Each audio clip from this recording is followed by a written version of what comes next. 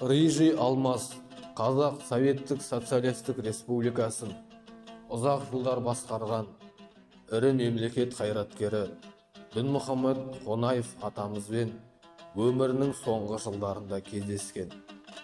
Бұл туралы Несіпбай Нәсеновтің досының авторын белгілі бір себептермен айта алмаймыз.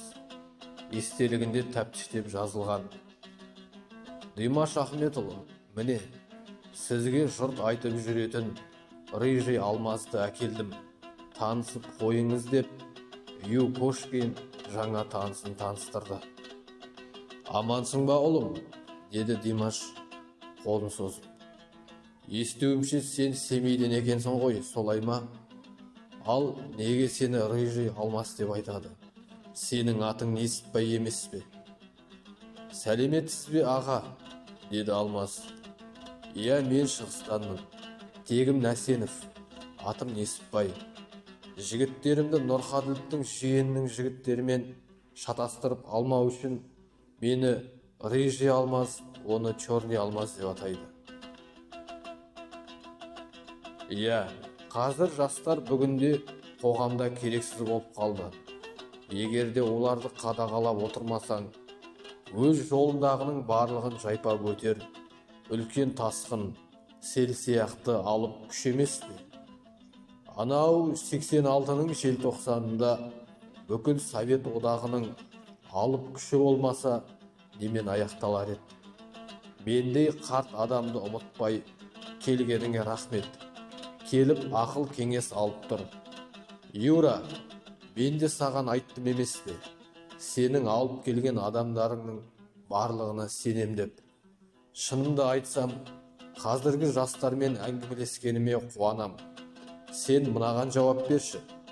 Қазір жастармен жұмыс істейтін ешқандай ұйым қалмаған ба? Комсомолдар қайда? Қазақстан жастарының одағы қайда деп, ол Алмазға қарады. Жастар одағы бар, аға. Бірақ онда жастардың болашағына немқұрайлы қарайтын адамдар отыр. Олар өздері бірнеше делдалдық фирма ашып алған, өз қарабастарының қамдарын ғана ойлайды. Ал жастар, әсіресе кішкентай қалашық, ауылдарда тұратын жастардың болашағына бас қатырмайды да. Міне, мен соларға көмектесуге тырысам. Тым құрығанда спортшыларға. Қазір спорттың өзімен де ешкімнің жұмысы жоқ. Бәріне ақша араласып кетті ғой. Иә, ұлым, сен дұрыс айтасың.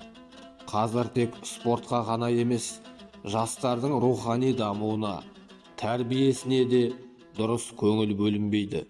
Егер шын жанашырлық танытып жүрсең, рахмет саған.